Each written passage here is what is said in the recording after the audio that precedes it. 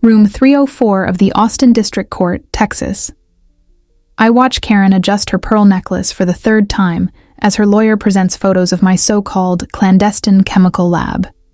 In reality, my small custom printing shop. As you can see, your Honor. Her lawyer gestures dramatically.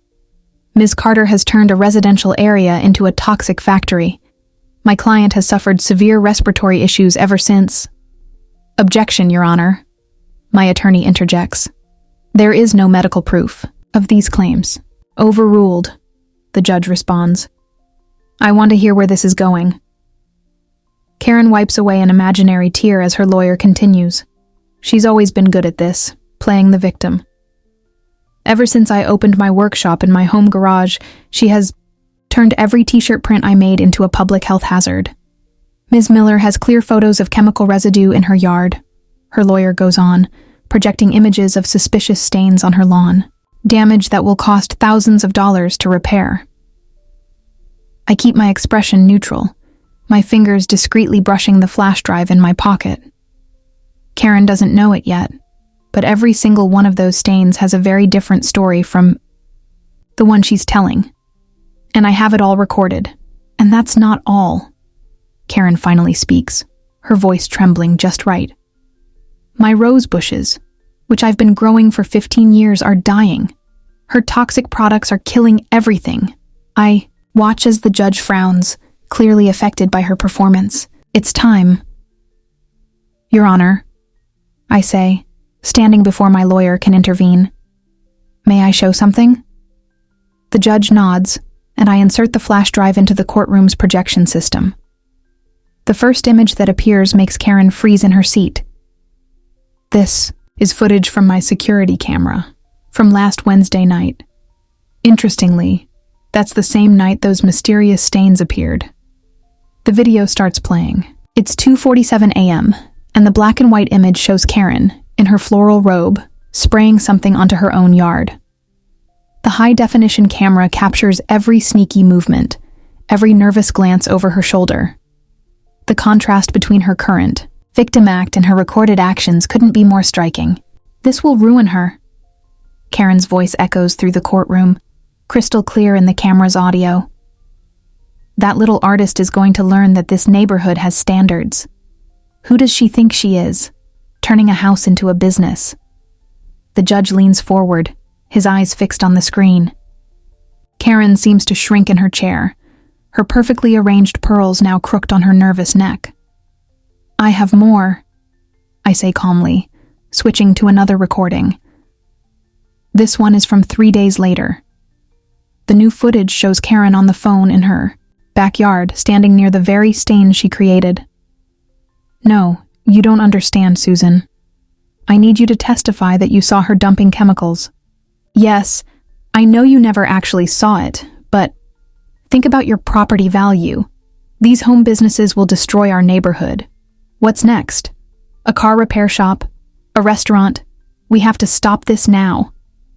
Your Honor, Karen's lawyer tries to intervene, his expensive suit now wrinkled from shifting nervously in his chair. These recordings were obtained without consent. This is an invasion of privacy. Recorded in an outdoor area, on private property, with visible monitoring. Notices, I reply, projecting a photo of the sign in my garage. Completely legal in Texas. Penal Code Section 16.02, if you'd like to check. Another recording begins. Karen is speaking with her gardener, Juan, who has worked for her for 2 decades. Kill the roses. Yes, all of them. I need proof that her chemicals are destroying everything. No, I don't care that they're your favorite roses, Juan. I'll pay you extra. And if anyone asks, you never had this conversation with me. Karen's face is now as red as her dead roses. Her lawyer seems to be scanning for the nearest exit, probably calculating how to explain this twist to his law firm. And this one, I continue playing the final recording, is particularly interesting. The screen shows Karen on my property at 3 a.m., trying to pour something near my garage. Her face is covered by a gardening mask, but the floral robe, the same one from the first recording, instantly gives her away. What she didn't know was that my automatic sprinkler system chose that exact moment to turn on. The courtroom watches as Karen runs away, drenched, dropping a bottle with a very visible label, the same chemical she claimed I had been using. The camera captures the exact moment her mask slips off her face, revealing her identity without any doubt. "Your Honor," my lawyer finally speaks, his voice calm in contrast to the silent chaos settling over the room.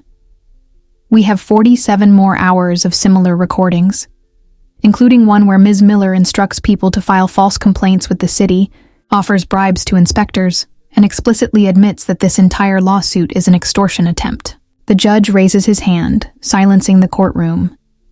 His eyes, once sympathetic to Karen's emotional testimony, now carry the weight of disappointment and restrained anger.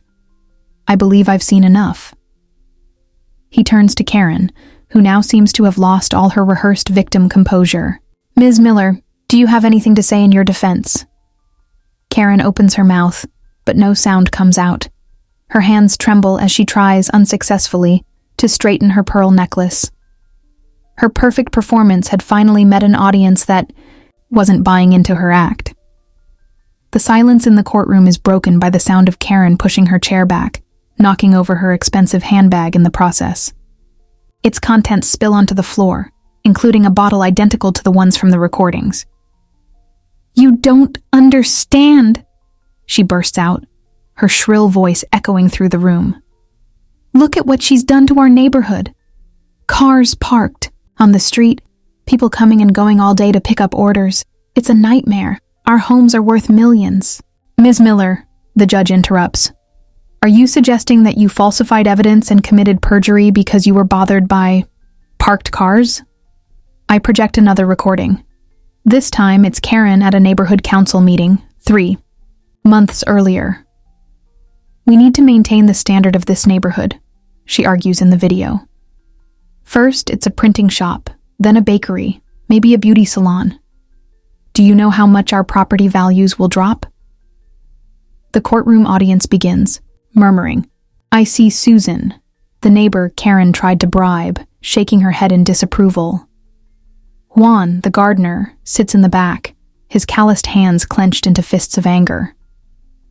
"Actually," I interject, handing a document to the judge, "since I opened my workshop, the average property value in the neighborhood has increased by 12%. My business attracts other creative professionals to the area. 3 houses have sold above market price in the last month." The district attorney, who had been silently observing everything, finally speaks. "Your Honor, in addition to the civil charges, the state of Texas would like to file criminal charges against Ms. Miller. We have evidence of multiple crimes: falsifying evidence, perjury, attempted extortion, trespassing, and possible conspiracy." Karen turns pale. Her lawyer, sweating profusely, tries to intervene. "Your Honor, I request a recess to consult with my client about—" "Denied," the judge responds curtly. "Ms. Miller, in addition to dismissing your lawsuit due to lack of evidence and clear bad faith, I am ordering the following." He adjusts his glasses, reading from his notes. "First, all evidence will be forwarded to the district attorney's office for criminal investigation. Second, you are prohibited from approaching Ms. Carter's property or her business. Third, a $50,000 fine for bad faith litigation will be applied, along with court costs." The judge pauses, looking directly at Karen. "And I must add that, in 15 years presiding over this court, I have rarely seen such premeditated efforts to destroy someone's livelihood." In the audience, other neighbors begin standing up and leaving. Some had come to support Karen, believing her lies. Now they avoid looking in her direction. "And what about the damage to my garden?" Karen tries one last time, her voice barely a whisper. "The damage you caused yourself?" the judge asks, raising an eyebrow. "I suggest you save your money for a good criminal attorney. You're going to need it. And, Ms. Miller, next time you try to sabotage a neighbor, remember, in Texas, falsifying evidence is a crime punishable by up to 10 years in prison." The courtroom had barely emptied when my phone started vibrating nonstop. Messages from neighbors, clients, and even strangers flooded my social media. The video of Karen dumping chemicals in her own yard had gone viral in local groups, turning our little street in Austin into the hottest topic of the week. "Olivia, you won't believe this," my assistant Lauren texted. "I just got 5 large orders. Looks like every business in town wants to work with the designer who exposed the crazy neighbor. Cedar Coffee wants to revamp their entire brand identity." In the courthouse parking lot, I ran into Juan, the gardener. His hands were still shaking with anger as he held a small pot with a sprout from the old rose bushes. "Señorita Olivia," he said, wiping his eyes. "Those roses, they were from her mother's garden. Ms. Eleanor brought the cuttings from her grandparents' house in Georgia. I cared for them for 20 years. And Karen ordered everything destroyed just to hurt you. But I saved a few sprouts. I always keep some." As we talked, I saw Karen leaving the courthouse, escorted by her lawyer. The floral robe from the recordings had been replaced by a Chanel suit, but all her arrogance had vanished. She looked smaller, older, almost unrecognizable without her usual mask of superiority. "The neighborhood council is calling an emergency meeting," Susan said, approaching with other neighbors. Karen was the president of the association for 8 years. Now, everyone wants to review every decision she made. We found out that 3 other small businesses were shut down because of her manipulations. Back at my workshop, I found a line stretching down the sidewalk. It wasn't just neighborhood residents. People had driven from other towns to order custom designs. Among them were business owners Karen had managed to shut down. "She destroyed my music studio," said Mark, a man in his 60s. "Used the same tactics, false complaints, noise accusations. Now that her lies are exposed, I want to reopen. And I want you to do all the branding. In the garage Karen despised so much, my small workshop was overflowing with energy and creativity. Lauren could barely keep up with the orders, while I talked with each customer, listening to their stories and transforming their ideas into art. We came to support an honest local business," said an older woman, holding a folder with designs for her church's t-shirts. "Enough with people trying to crush other people's dreams. Our community needs more creativity and less control." The story spread beyond the neighborhood. A reporter from the Austin Chronicle showed up to do a story on small businesses and the abuse of power in homeowners associations. Other entrepreneurs began sharing similar experiences. "Your case exposed a bigger problem," explained Noah, a neighbor who was also a lawyer. "How many Karens out there are suffocating small business owners with false accusations and manipulated lawsuits?" In the former association meeting room, residents were now discussing changes to the neighborhood rules. Susan, newly elected as president, proposed creating a committee to support local small businesses. The first project?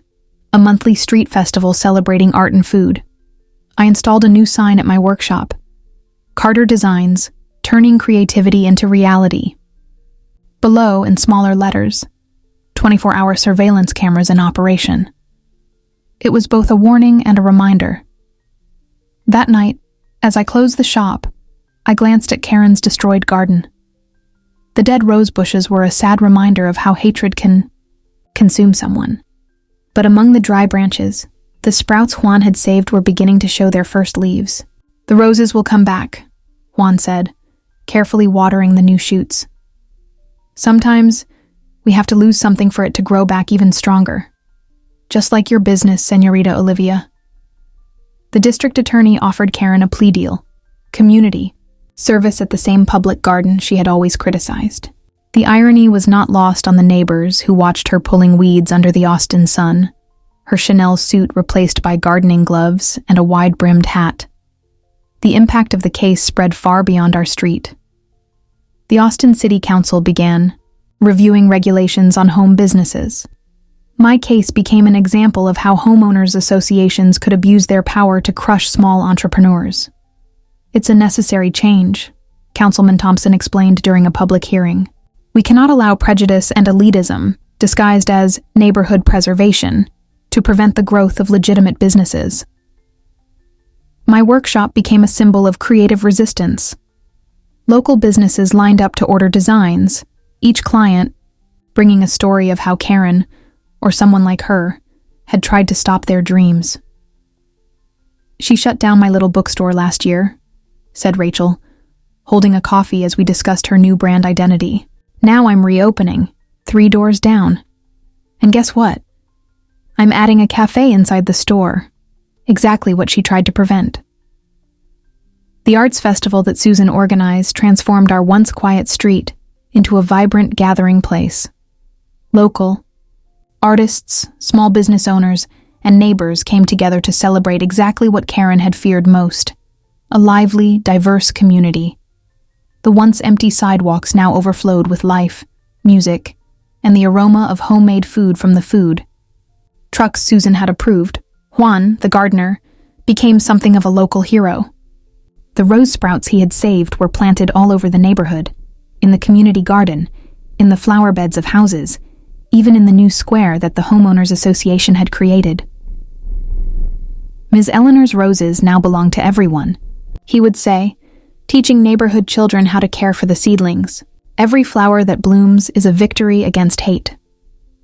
Under Susan's leadership, the Homeowners Association transformed completely. The old restrictive rules were replaced with policies that encouraged diversity and local entrepreneurship. "We cannot let fear stifle creativity," she declared, launching a mentorship program for small business owners. Dozens of letters arrived at the workshop every day. Not apologies from Karen, but messages from other Austin entrepreneurs sharing similar stories. Their words became part of an exhibit on the studio wall, voices that were not silenced. The workshop expanded beyond the garage, moving into a dedicated studio still within the neighborhood. The walls displayed not only designs, but also photos of the community garden in full bloom. Every one of Eleanor's roses that blossomed felt like a small victory against pettiness. Karen still lived in the neighborhood, but it was as if she had shrunk. Her power and influence, built on intimidation and lies, had completely crumbled. At association meetings, she sat in the back, silent, watching the community flourish in the very way she had tried to prevent. The cameras remained in place, not out of fear anymore, but as silent witnesses to a transformation. Now they captured moments of celebration, new business openings, street festivals, neighbors gathering in the gardens full of roses. "You know what's funny?" Susan remarked during an association meeting. Karen wanted to preserve property values, but it was the very changes she fought against that brought new life to the neighborhood. Home prices have never been higher. The Carter Design Studio became more than just a business. It was a reminder that creativity and truth always find their way, no matter how many Karens try to stop them. At the entrance, a simple sign said it all. 24-hour surveillance cameras in operation, because truth, like art, deserves to be preserved. And Eleanor's roses? They kept spreading, each new sprout a testament to the idea that sometimes we have to lose something so that an entire community can bloom. In the community garden, where Karen served her community service, a single stubborn bud was beginning to open, right next to the plaque that now named the space, the Garden of Truth.